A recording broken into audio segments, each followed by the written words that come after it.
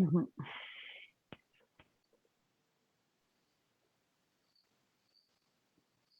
Hi, everyone who's joining. We're going to give a couple minutes for folks to jump into the Zoom. There might have been another Teams link floating around that people might be on, so we're going to wait a few minutes for everyone to join. So in the meantime, welcome. We're so excited to have you all tuning into this Hispanic Heritage Month panel. But before we get started, just wanted to let everyone know, if you haven't seen it yet, we have a fun virtual 5K coming up later in the month. This 5K is going to raise donations for the Young Center for Immigrant Children's Rights. So for the virtual 5K, we're doing this through the Nike Run Club app. So all you have to do is sign up through the splash page that I will drop into the chat.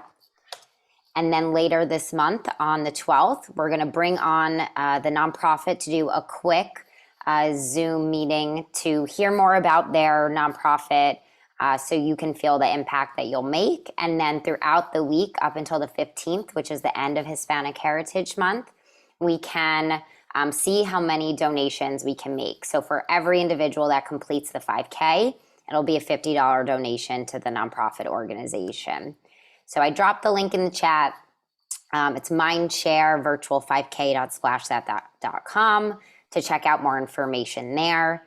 I also wanted to just say one quick message that Nicole Estebanel could not be here today.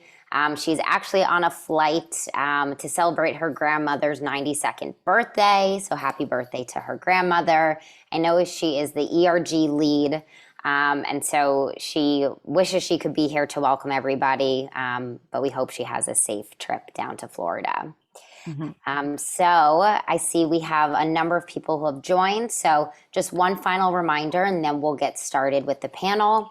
We have a great event coming up the last week of Hispanic Heritage Month with our partnership with Finecast. Both Mindshare and Finecast are coming together for a virtual 5K race. This is going to take place starting on the 12th through the 15th, and it's all to raise donations for the Young Center for Immigrant Children's Rights. So I will drop the link in the chat again if anybody just joined. But feel free to check out more information there, register, and we're going to be tracking our miles through the Nike Run Club app. So with that, thank you, everyone. I will toss it over to Marissa to kick off the panel. All right. Thanks, everyone, for joining us today. As Susan mentioned, my name is Marissa Jimenez, and I lead Finecast in the U.S. I was truly honored when Mindshare approached us about sponsoring Hispanic Heritage Month. I was born and raised in Puerto Rico, and diversity and inclusion is something that's really important to me. And I'm really excited about being able to open up this dialogue, have a conversation, and hopefully create an opportunity for folks to ask questions and learn a little bit more about Hispanic advertising. And with that, I'd love to introduce the panelists. Gonzalo, why don't you go first? Tell us a little bit about yourself and maybe why you're passionate about today's panel. Sure. Thank you so much, everyone, for joining. I'm Gonzalo Del Fa. I'm the president of Group M Multicultural. So basically, I work across all the agencies within Group M.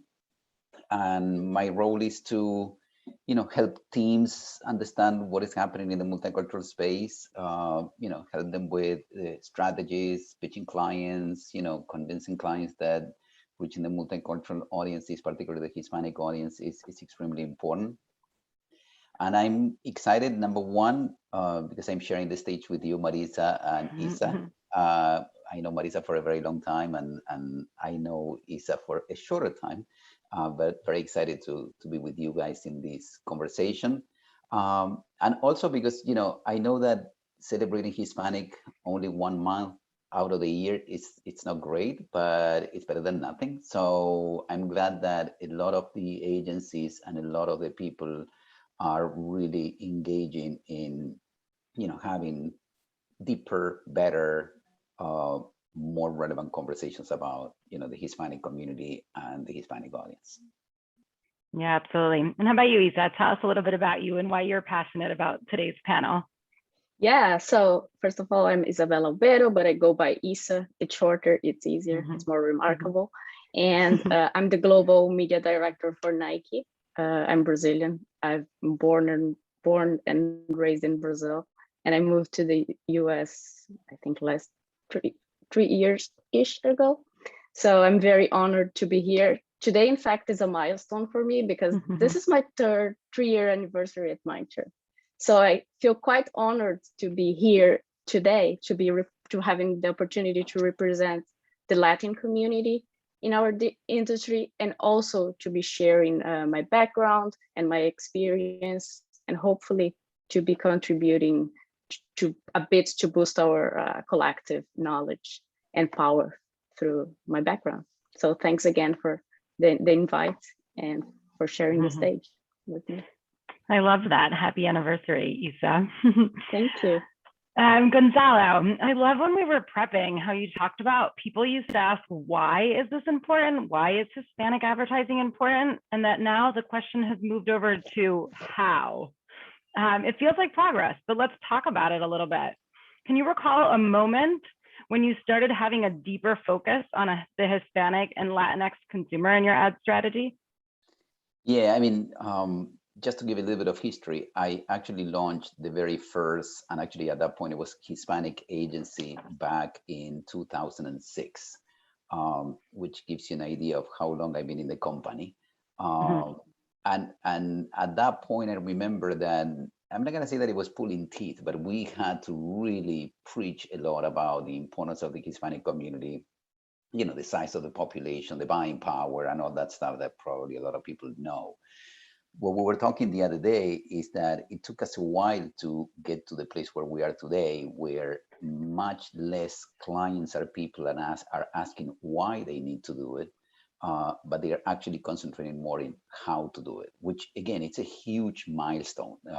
Again, for those that have been in the industry, you know, long enough, you know, we've been kind of like trying to demonstrate, you know, the size of the opportunity, the gap in consumption, the lack of communication.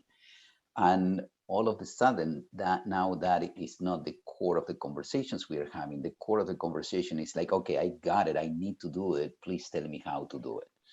Now, to be honest, I talk to, I'm not going to say every single client across the agencies, but a lot of them.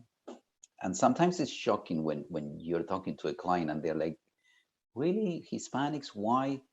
And I always say the same, you know, if you go straight with the numbers, and I don't know how familiar you guys are with the 2020 census, but there are 62 million Hispanics in the US.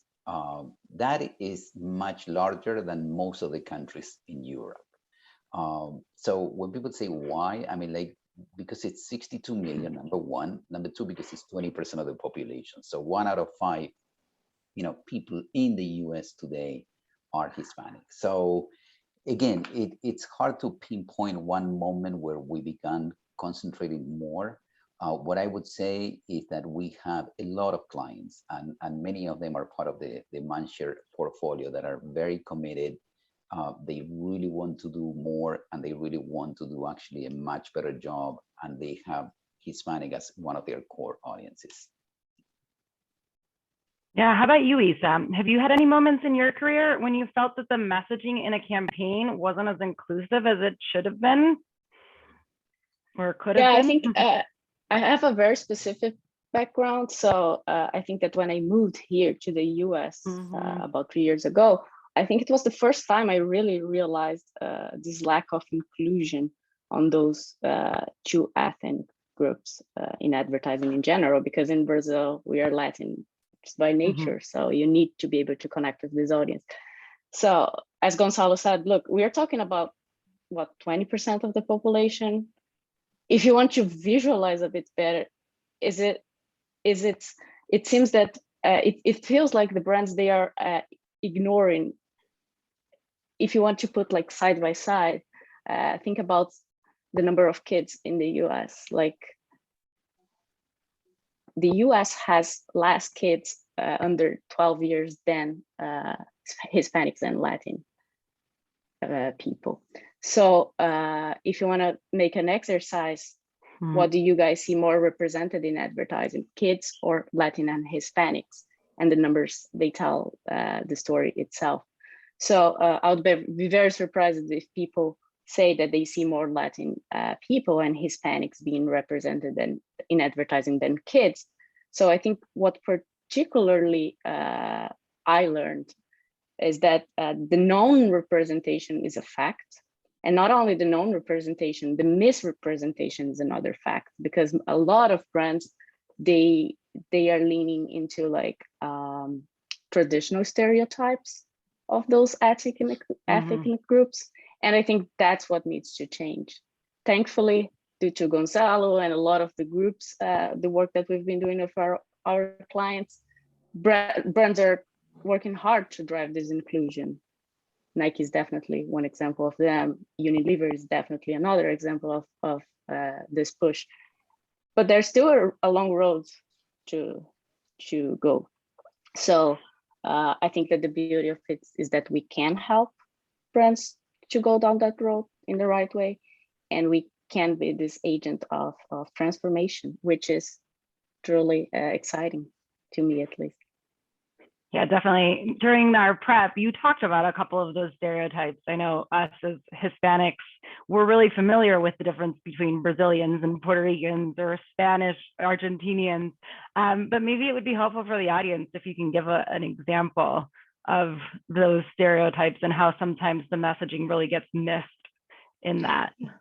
Yeah, I think that if you look at like some ad campaigns, like some of them, they represent like Mexicans, like the typical stereotype, like with sombreros and the thick mustache. Like this is opening a huge backlash. Like this is not the way we should be talking to each ethnic group. I think you really need to be able to connect with their values and not with like stereotypes, you know.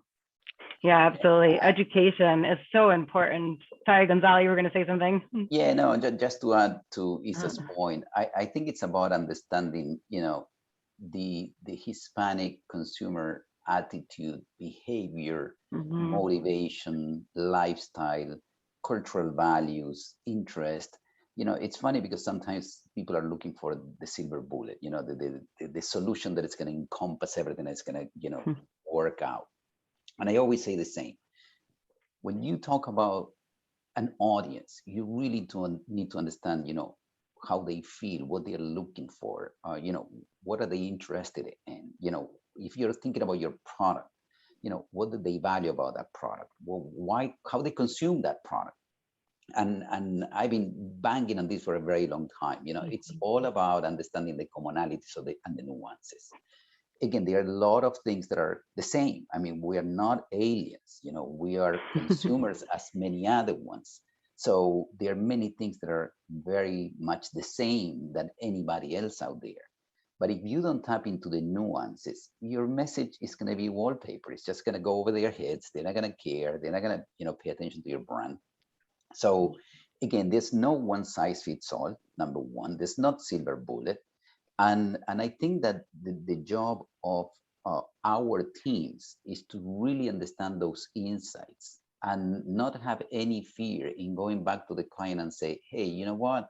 Out of this group of people that represent the biggest opportunity for your brand, these are the things that they have in common, and these are the things that they don't. But because this group represents X percentage of your consumers, we need to think in doing something, you know, more relevant, authentic, or whatever. As we do it also for any campaign. And I always say the same, this is just part of how we do marketing. I mean, if you're trying to reach, I don't know, women of a certain age that they like going out and they are looking for whatever, you're not saying, okay, same message, everybody, you know what, let's shoot out of there and see what happens. We put a lot of thinking behind. That same level of thinking and that same level of analysis has to be put across all the audiences. And I know that we're talking about Hispanic today, but I'm talking about all the different audiences. So again, inclusive marketing, it's part of our, you know, regular way of being, that we cannot avoid it anymore. I think Isabel made a very good point. You can ignore it, but at this point, you cannot ignore it anymore. And I think that there are enough things happening in this country which have happened and are still happening that are putting a clear message out there that you cannot ignore any audience and you cannot fake it either. So, you spoke about messaging, what is relevant, what is not. If you make believe you care, the consumers are going to call you out, and that is much more dangerous than trying to do something, that is really relevant for this audience. So again, I think we need to really think about, again, as I said before, who are those people that represent the biggest opportunity? What do they have in common? What are the nuances? And how do we do something that is both efficient, but at the same time effective in order to engage these audiences with whatever the brand we are representing? Totally. And I think that as you said, like right now, the Latin community and the Hispanic community, they are 1 in 5 Americans. But I think I read somewhere that by 2050, they would be 1 in 3. And they are like the fastest growing community here in the US. So it's better to try to start understanding them sooner rather than later. Because if it's important now, it won't be sustainable in the near future. And I think that with all the digital signals that we have, with all the tools that we have, with all the type of services that we can put together, we can definitely help brands throughout this journey to be able to address those audiences in an effective and pleasant way. Yeah, definitely. How should the advertisers and brands think about language when it comes to targeting these communities? Gonzalo, do you have any thoughts? Yeah, it's been kind of a hot topic lately. Probably a lot of people here don't know this, but besides being the president of Grupo Multicultural, I'm also the chairman of the Hispanic Association. And actually, we are putting out a letter, hopefully next week, explaining that, in a short way, language or Spanish is a huge component of the Hispanic culture. There's no doubt about it. But what people also need to understand is that Hispanic culture is much more than Spanish language. So again, I've been in meetings where clients said to me, no, I cannot do this because I don't have a creative in Spanish. Yeah, it would help a lot having a creative in Spanish because there are a lot of Hispanics that prefer to speak Spanish. They prefer and choose to consume media in Spanish. And I want to highlight the choose because there's a little bit of a belief out there that Hispanics consume Spanish language media because they cannot consume anything else. That is absolutely wrong. In this stage of our lives, people decide what they like to consume, how they like to consume it, and in which language they like to consume it. This is not that they're forced to, it's a choice. So the question that always comes is like, well, you know what, I cannot communicate with them because, I don't have anything in Spanish. And what I always say is that culture goes way beyond the language. So if you can find content that is relevant to this audience and it's in English, well, put your brand close to it because it's going to, help you be perceived as more authentic and more relevant to them. There's programming that runs in, general content networks that they absolutely over-index against Hispanics. And actually, I always say the same. A blockbuster is a blockbuster, not because only white people watch it, it's because everyone is watching it. And that includes Blacks and Hispanics. So, there are shows that are very close to how Hispanics feel. Well, that doesn't mean that they know, and that's why they consume it. And there's no language barrier in the middle of that. So again, I always say the same. Language, of course, is going to help you. Of course, it's going to give you a much higher level of authenticity because clearly, if you say something to somebody in their language or the language they prefer, it's going to have a much stronger connection. Number one, translating whatever you have on the general market straight into Spanish is not always working because there's no insight behind that. And I've seen many times that the translation is better not to have it because it's horrible. I've seen translations that are terrible. I've seen creative that, somebody, and going back to Isa's point, the stereotype, it's like they just, slap it there. And you know what? Yeah, every Hispanic, plays soccer. That's it. Soccer and grandma. And let's call it a day. Those are the values of Hispanics. I don't think the grandma value is just a Hispanic value. It's we all love our grandmas. It's like it's universal. Now, how you bring that value into life is what is important. And again, I don't know if we have time, but I would like to give a very simple example from one of our clients. This client is very much into selling things for the home. And in this particular campaign, they were trying to promote everything they can sell for kitchens. So they did the shoot of the campaign. And as part of this shoot, they basically would change the different people. So somebody that was black, a family that was black, a family that was more white, and a family that was more Hispanic. But the reality is that it was not really working. When we began testing the creative, it was not really working. And when we began, digging deeper in why the message was not working, basically the people said, because that kitchen doesn't look like mine. So this is where you have to start thinking. It's not just about putting somebody with that looks like, it's the whole lifestyle. It's the whole idea of like that represents my life. That is not just somebody that looks like me. The kitchen looks like mine. What they are cooking looks like what we cook. That makes it authentically relevant. And it has nothing to do if it was spoken in Spanish or in English. It was just that when you're seeing that, you're saying, hey, that's my life. And I think that what makes a huge difference when we think about how to engage with these audiences. Yeah, that's a really good point. How about you, Isa? What do you think are some of the key pillars to ensure that authenticity in how we market to these communities? I think that I personally, I have a strong focus on, I think one side to develop a more granular targeting strategy. So to not bucket them all in like 160 million consumer bucket and that's it. That's how I'm going to address them. And I think that on the other side, there's a lot of like, how can we leverage authentic voices within those communities that can truly connect to these audiences? So if I would say something like, please don't consider them as one bucket of audience. They are different. They have different hobbies. They have different interests. They like different types of music genres, sports, entertainment. Hopefully we have a lot of data and data signals to help us to address each audience the way that we should and not have like a standard message reaching all of them. But then also, of course, this needs to come with the ability of adjusting the message in accordance with the audience that you want to reach. And this is super important. We cannot ignore that.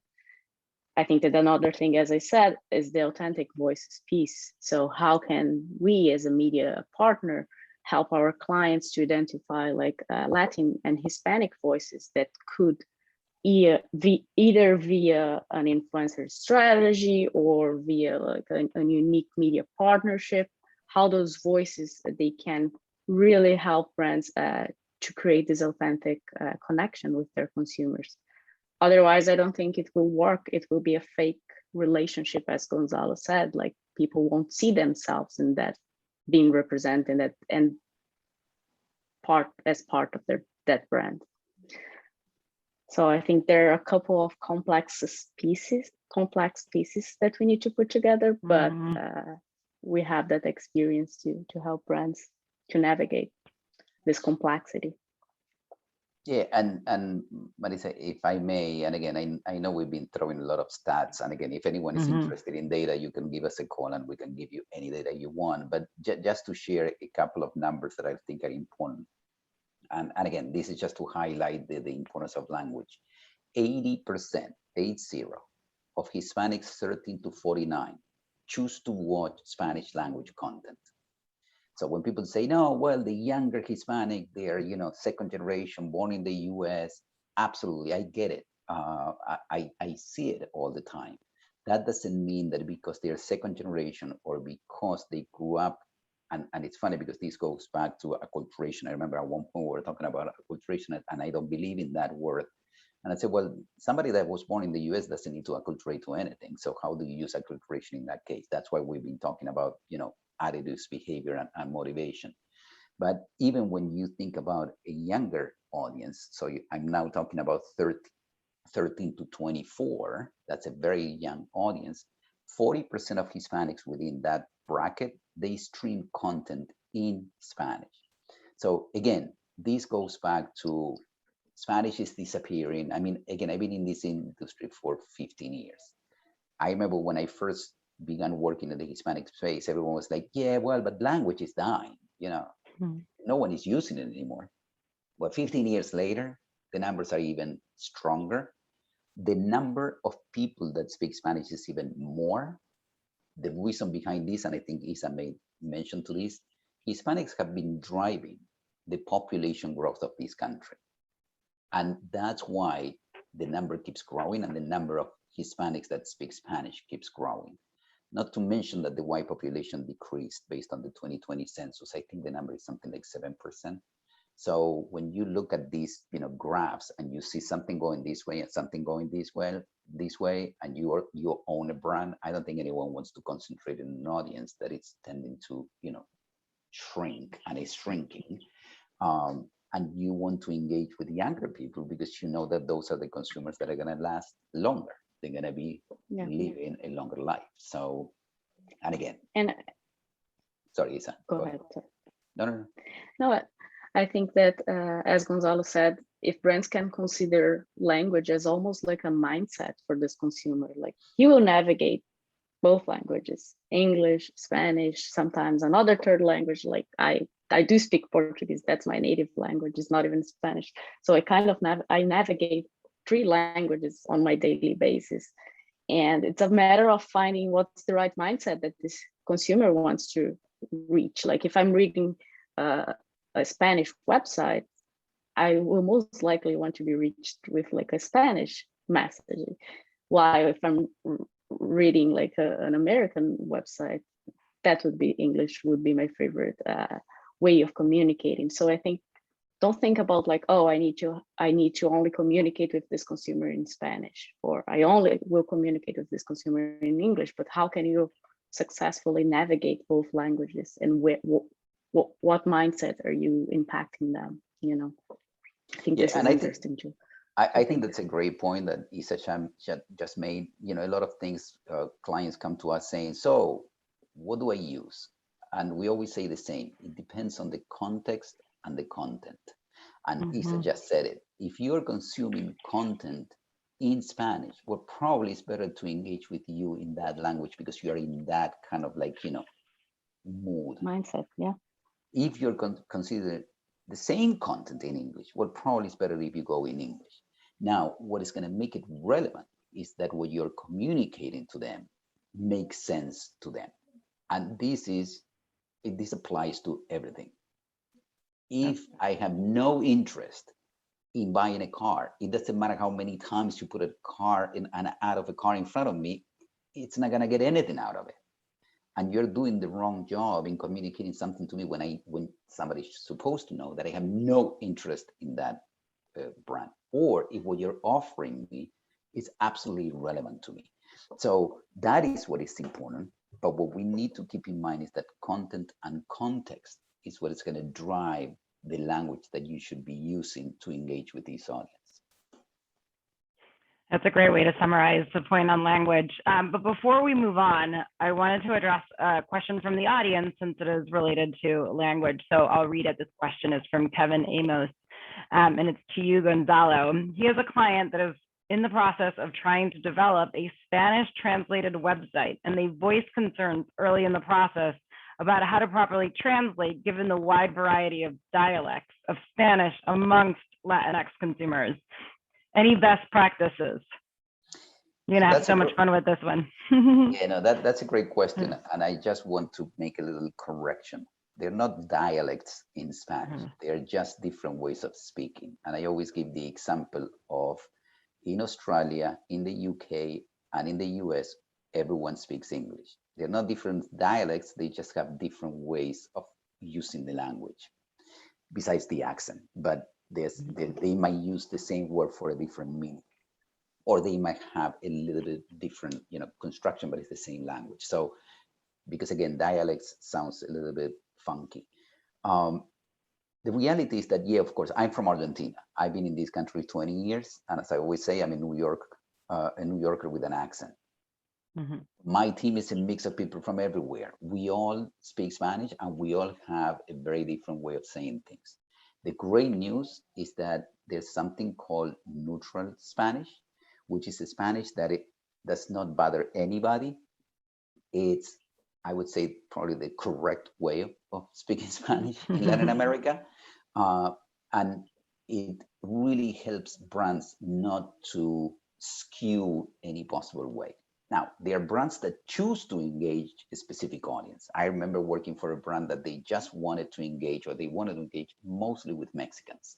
So everything that was being done was with a Mexican accent and with a lot of words that Mexicans use very often, which for me in Argentina, they mean nothing, or I don't even use them. But that was a very, specific initiative. Now, going back to the website, and I think it's a great point. Number one, translating and keeping updated a whole website, it's an insane amount of work. So what we always try to understand is what kind of website we're talking about. I remember when we had a retailer as a client, we had the same question, and the client basically showed us that they had thousands and thousands of pages, not to mention that they had hundreds of thousands of products within it. And what we said was, you know what, small, medium, large means the same for everybody. The color of the blouse that you're going to choose is the same one for everybody. The picture of the blouse is the same one. What you need to change is your core landing page, where you have the different departments and some other stuff. That's where you should invest the big chunk of your money. The second one was everything that is more steady, that you don't change often. Your return policies, your financial policies, your delivery policy, whatever those things are, which are things that you bear or companies barely change, over time. So going back to the question, there's a neutral Spanish that is comfortable for everyone, that everyone understands, and is accepted for everyone that speaks Spanish. And I'm saying this because I always say, there are 10 different ways of saying bed. We all say it in a different way, but there's one that is cama that applies for everybody. Now, in Mexico, they might say one thing, in Puerto Rico, different one, in Argentina, different one. And there's some words that are a little bit tricky, but there's a way to find the official version of that word. So I would recommend to stick to that neutral, generic Spanish, I would say. That again, it's the official one. Avoid any accents and avoid any idiomatic, tweak Expression. that you might use in some places and not in other ones. That is my recommendation. But if that person wants to have a deeper conversation, more than happy to talk about it. Isa, did you want to add something to that? No, I think that Gonzalo covered everything. I think that accent is a huge piece. So how can you soften that to not come across as an Argentinian consumer, as a Mexican consumer? I think that McDonald's has been doing a great job they have 2 websites. I think that they have a bunch of events to connect with this community. I think that there are some brands that definitely are doing this in a very effective way, and worth looking at them to try to mirror their strategies too. Yeah, I think that McDonald's, I think, is a great example. You can look at what Target is doing. Unilever is doing an amazing job across many of the brands. General Mills has been doing a pretty good job with some of their brands, and I'm mentioning some of the Mindshare clients. We work on Purina. We've done a lot of things, and they're doing a really good job also with their dog food. So again, there are a lot of examples out there, but again, don't get caught into the, well, I hear Gonzalo talking and I hear somebody else talking and they sound different when they speak Spanish. Yeah, I know. And I'm probably Argentinians. We are the worst example of Spanish because we destroy Spanish as Latin America is much better in speaking it. But again, there's a way to do it that it's not going to offend anybody. It's going to include everybody. And it's not going to have a skew for someone to say, hey, that is not really for me. It's going to really bring everyone together. That's interesting. You said that Argentinian Spanish would be the worst. I would have always thought Puerto Rican Spanish. I'm going to go with just Spanglish at this point. I don't even know if we're speaking English or Spanish sometimes. It's funny when I hear the different expressions from country to country. Well, thank you, Kevin, for the question. And I really appreciate the questions coming in from the audience. Let's move on to talk about representation in advertising. What changes have you seen, and what changes do you think the industry still needs to make to drive more authentic stories and more reflective and representative advertising? You want to go, Isa? Go ahead. You're much more experienced than that. I mean, it's getting better. I mean, and I'm a positive person all the time. It has to be really, really bad for me to say, no, it's not working. It's getting much better. You're seeing much more representation in front of the camera. You're seeing much more representation behind the camera. I think that there's also a very conscious change happening from many of the companies that produce content. Some people probably remember when we launched our initiative called New Majority Ready. That was back in 2019. As part of that initiative, we created the Media Coalition, and we invited 8 of the largest media partners in the space to work with us in really helping brands get to the right point in this new reality of the United States. And since then, and probably they started before, but since then at least, I've seen all these companies, and I'm talking about Viacom, CBS, Disney, NBCU, Google, Twitter, Meredith, iHeart, all of them are really concentrating in having a broader spectrum of content that really appeals to the different audiences on one hand, but they are also making a huge effort to have the right representation. And the right representation is, writers that represent the different communities, producers that are part of those communities, actors and people behind the camera that are part of those communities. So again, and I've been saying this for quite a while, all the really bad events that happened in this country last year triggered, I think, the society to realize that we need to be much more inclusive in everything we do. And the people that create content took this really seriously. We have some clients that are in the entertainment industry, and when you see what they are putting out there, it's extremely inclusive. And it's not just inclusive because, again, it's not about slapping somebody that looks like. It's actually talking about topics that are relevant for this audience, or making this community part of the core of those programs. So again, are we done yet? No, absolutely not. We're not there. We still need to go a long way. But I would say in the last 18 months, I've seen a huge progress in that respect. And I'm seeing that the commitment coming from many of these companies, it's not fake, it's real. And it's not something that they check the box and they're like, okay, we did what we had to do, let's keep going. They are really thinking in a very long term to keep doing this. I mean, programming, iHeart as an example, they launched their, Black focused podcast initiative, and they launched their Hispanic podcast series. In both cases, they made a joint venture, and it's actually a minority-owned initiative. So it's a Black-owned and a Hispanic-owned with iHeart as part of the business, but they did it up to that point of making a minority-owned initiative. We see it with Disney. CBS is doing, Viacom CBS is doing a huge work on that. Telemundo, part of NBCU, has been part of this. Now they are spreading across the different networks that they own. So again, I feel that we're in a very, very positive place.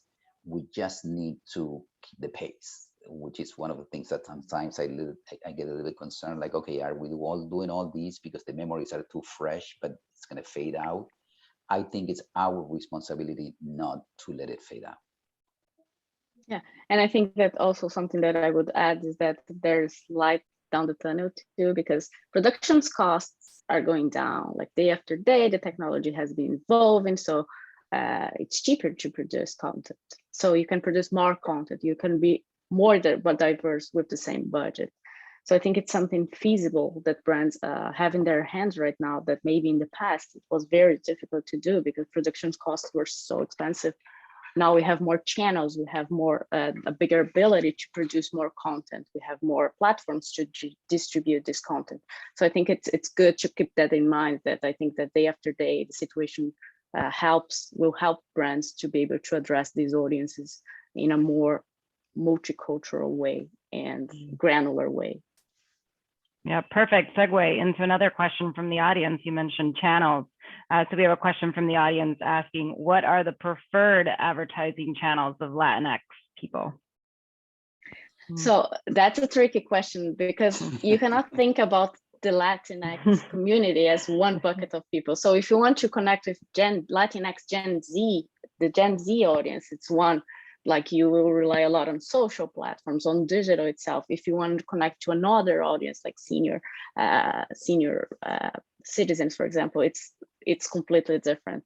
So I think that the first step is to avoid thinking about the Latinx as one audience. Think about your core audience. What's your core audience? It's like from a generation perspective, and then you think about the ethnic role within this audience to be able to address that. That would be my tip here. Yeah, I would add to that there are so many channels out there. I would put it this way. We always talk about two different kind of channels. The endemic ones, which are the ones that create, curate, and distribute content specifically for this audience. So I'm talking about Univision, Telemundo, People in Espanol. They are endemic. They just create, everything they do is by this community, for this community. And then you have what we call the non-endemic ones, which are the ones that create content for everybody. Within those channels, you have some of them that have dedicated content for this audience. And I always give the example of the Huffington Post. Huffington Post, if you think about it, is for everybody. But Huffington Post has a very dedicated space called Latino Voices, which is just for this audience. So that is what we call content related. And then you have the targeted ones. The targeted ones are the ones that create also content for everybody. And to Isa's point, they have very good capabilities to target this audience specifically if you give them the parameters. So this applies to YouTube, this applies to Google, Pandora, Spotify. I would not say Spotify in the top, but let's say Instagram, Snap, or whatever, all these different digital properties where you can really work with them and say, hey, I'm trying to reach, and I always say the same, and it goes back to what I was saying, at the beginning of the conversation. I'm looking for this group of people. These are the interests. These are the things that they're looking for. This is the demo. This is all those qualifiers. And then you say, and by the way, I want to trigger these different ads. Because if you know that the one that is coming in is Hispanic, this ad is more relevant to them. And you can do this with something pretty basic today, which is dynamic creative with dynamic targeting. And that is something that you can, again, 5 years ago was more complicated, 10 years ago didn't exist. Today is something you can do very, very easily with most of the partners we work with. Yeah, thanks. I mean, we've talked about a lot. We've talked about audiences, content, context, language, the different types of channels. It can be overwhelming for client leads, planning teams that are just starting to navigate. Where would you direct them? Maybe we talk a little bit about some resources that we have within Group M and Mindshare. Yeah, I mean, we have a multicultural center of excellence within Mindshare. Mike Torres and Christine Fernandez. They work on many of the accounts that we have at Mindshare, and they are pretty involved in those businesses. If for whatever reason you don't know who they are, please reach out to me or look on your Outlook. You're gonna find them, Michael Torres, Christine Fernandez, whatever you guys need, let me know. And then we have also the group and multicultural team, which it has two specific pieces. One is Nelson Pinero, who runs everything related to digital partners and negotiations and all that stuff. He's also the one that looks very deep into, who are the ones that are not endemic, but they have the right targeting capabilities, or what kind of data they have and all that stuff. And the other one is the team that Latoya Christian runs, which is marketing analytics. And these guys are the experts in everything related to consumer trends, marketplace, consumer insights. And again, they do an amazing job in helping the teams identify those nuances, how to bring those nuances to life, how you translate an insight into a strategy. So again, those are the core people that help across the board. Again, as I said before, I work across most of the clients. I know pretty much what is happening with most of the clients at Mindshare. So anything that anybody might need, please reach out to us. We are here to help you. We're not gonna do your plan because we cannot do that. We're not gonna be, putting flowcharts together, but we can absolutely help you navigate. And you made a very good point, Marissa. We spoke about so many things because this is not a simple topic. And again, what we do is not that easy in general, meaning we as agencies. So again, we know it's complicated. It's not that different from what you do every day for, again, the quote unquote general market audience. But if you need help understanding better, identifying nuances, or looking for specific partners in order to reach this audience, please let us know. And I saw that somebody posted on the chat the emails of these people, so now you have them. Yes, thanks, Christine. Well, before we go, I know we had some time built in for questions from the audience, but since we're just taking the questions as they come up, maybe we talk a little bit about the future and what we kind of envision changing in the industry. Maybe Gonzalo, you can go first in terms of what do you think will change in terms of prioritizing diversity and inclusion? Well, as it relates to investment first, and then we'll go in just more broader. Yeah, and I said it before. I mean, the great news is that we're moving, or we have moved from the why into the how. So that, I think it's a huge difference. What I would expect, and I've been saying this for quite a while, is that inclusiveness should be part of every brand's mission and values. Again, Isa mentioned this. Every single brand should be inclusive of all audiences, and that inclusiveness should be represented in their marketing strategy. And one of the things that I feel it's happening at a really fast pace is how companies are really concentrated in their diversity, equity, and inclusion initiatives. Now, diversity, equity, and inclusion is mostly related to the task force, to the employees, to the right representation within our companies. What I've been saying is we should use the same metrics when we put together our communication strategies, and we should basically use the same parameters that we are using to be sure that we are diverse and inclusive from a work stream point of view into our marketing initiatives. And I think that is something that when you talk to the clients and you say, hey, you're doing a great job on DEI, that's awesome. Are you applying the same level of rigor into your marketing strategies? Many start hesitating, and it should not be that. And I also think that thankfully, Mindshare, for example, has a huge intentional investment framework.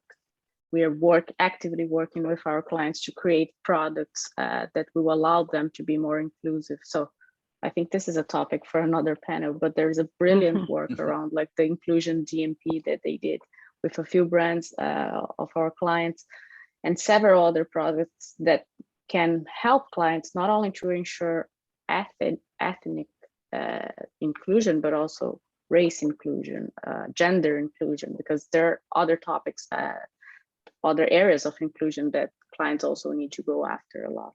So I think that if they can think about Mindshare and partners as truly partners in this journey, that's the first step to be more effective and address these audiences and all those minority groups that are not really minority in the correct way. Yeah, I agree. We really need to just continue the conversation, have an open dialogue. The more we talk about it, the more that it just becomes part of us. What about you personally as a leader, Isa? What are some things that you're doing? I think that first I try to educate a lot of people around me on the importance of being more diverse, having a more diverse ad industry, but also not only to educate, to kind of try to promote a more inclusive environment. So of course, I'm fortunate enough to work for Nike that lives and breathes D&I, the DI culture. So we're constantly building and working with them towards like actionable strategies, and not only like, oh, an educational plan about what should be done, but what in fact we can do to drive culture and drive change, and how can we empower minorities to be more, to have their voices raised within our industry as a whole. But I also think it's important to have smaller initiatives that you as an individual, that sometimes people are like, oh, but I don't work for an advertising like Nike, so I can't do anything. No, you can. For example, I keep a personal project in parallel where together with two partners, we do have a mentorship website. So it's we offer free mentorship sessions for anyone who wants to enter the ad industry, or who wants to change their path within the ad industry. So it's an open environment, it's a personal initiative, but it also helps to drive change and inclusion within our industry. So think about ways you can do either through your work or through your personal free time. How can you help to how can you really be an agent of transformation and change within our industry? I think that overall, any small move can, even if it's a small move, it's still a move towards a better future. So how can we all together help on building a more inclusive world, you know? So that was so inspiring, and we did not practice this or talk about it in the prep, but I love your personal mission and the personal project that you have kicked off. I will sign up to help and mentor and be part of your program, and I would ask and encourage everyone on this call to join and participate, and maybe we can send out additional info after. And like I said, we didn't practice, so I totally put you on the spot, but I just really love it. Feel free to access, guys. So free propaganda here. www.skilly.com. 33 mentors over there. You can chat with anyone. It's free, and hopefully it will help your career, or at least you know someone, you'll meet someone now. Nice. That's 100% sure. Yeah, and it really shows that every conversation can make a meaningful difference. I mean, we just met for the first time, and I'm excited to continue to work with you and partner with you. How about you, Gonzalo? Anything that you can add to that? Some of the things that you're personally doing as well? I mean, I love what Isa is doing. I think it's amazing. Again, in my role, I represent the community in a lot of different entities: the ANA, Multicultural, the Hispanic Association, the 4As. So I'm kind of the voice of multicultural marketing, of course, as Group M, but also as a professional in the industry. The other part is I love participating in all the initiatives that HR, talent, and all these guys are putting together, because I really want to, number one, demonstrate that, yes, you can grow in the company being part of a minority. You're not alone. You belong to a larger group, and there are a lot of people here to support you. I'm not gonna ever forget my very first day. And again, you guys need to understand, I was living in Argentina. I was running a regional business out of Argentina, and I moved to New York to literally launch the first multicultural agency. And one of the things that the first shock that I had was all these Hispanics speaking to me in both languages at the same time. It was one of the things that I was not used to. For me, it was or in English or in Spanish. And all of a sudden, we began doing this bilingual back and forth funny thing that now I do all the time. But the other thing I noticed is that a lot of the people that I knew that they could speak Spanish, they were not speaking Spanish.